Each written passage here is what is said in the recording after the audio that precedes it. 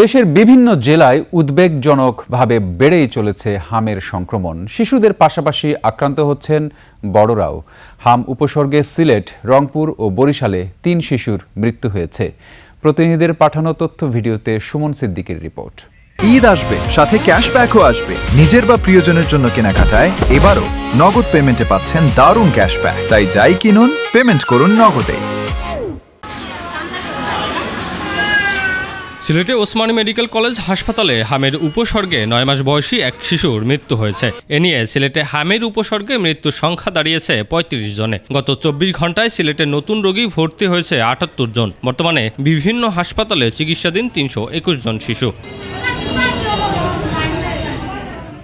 গত ২৪ ঘন্টায় হাম উপসর্গে বরিশাল মেডিকেল কলেজ হাসপাতালে এক শিশুর মৃত্যু হয়েছে। হাসপাতালে ভর্তি হয়েছে ৪২ জন নতুন রোগী। বর্তমানে চিকিৎসাধীন ১৯৬ জন।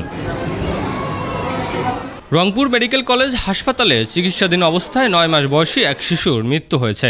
গত ২৪ ঘন্টায় আরও ৪ শিশু হাসপাতালে ভর্তি হয়েছে। বর্তমানে রংপুর মেডিকেল কলেজ হাসপাতালে হাম আক্রান্ত ৪৬ শিশু চিকিৎসাধীন।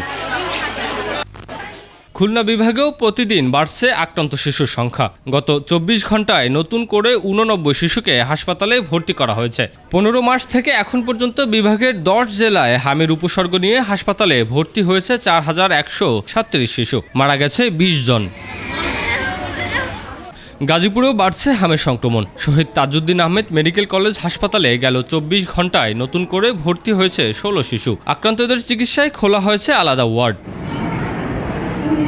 নাটোরে শিশুদের পাশাপাশি বড়রাও আক্রান্ত হচ্ছেন হামে। হাসপাতাল কর্তৃপক্ষ জানায়, জানুয়ারি থেকে এখন পর্যন্ত হামের উপসর্গ নিয়ে হাসপাতালে ভর্তি হয়েছে ২৪০ জন। এর মধ্যে হাম শনাক্ত হয়েছে ১৪১ জনের। বর্তমানে চিকিৎসাধীন ৩৯ জনের মধ্যে ১৯ শিশু ও ২০ জন প্রাপ্তবয়স্ক।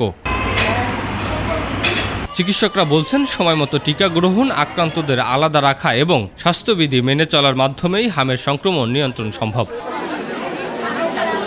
সুমন সিদ্দিকী বাবু, ২১ টেলিভিশন।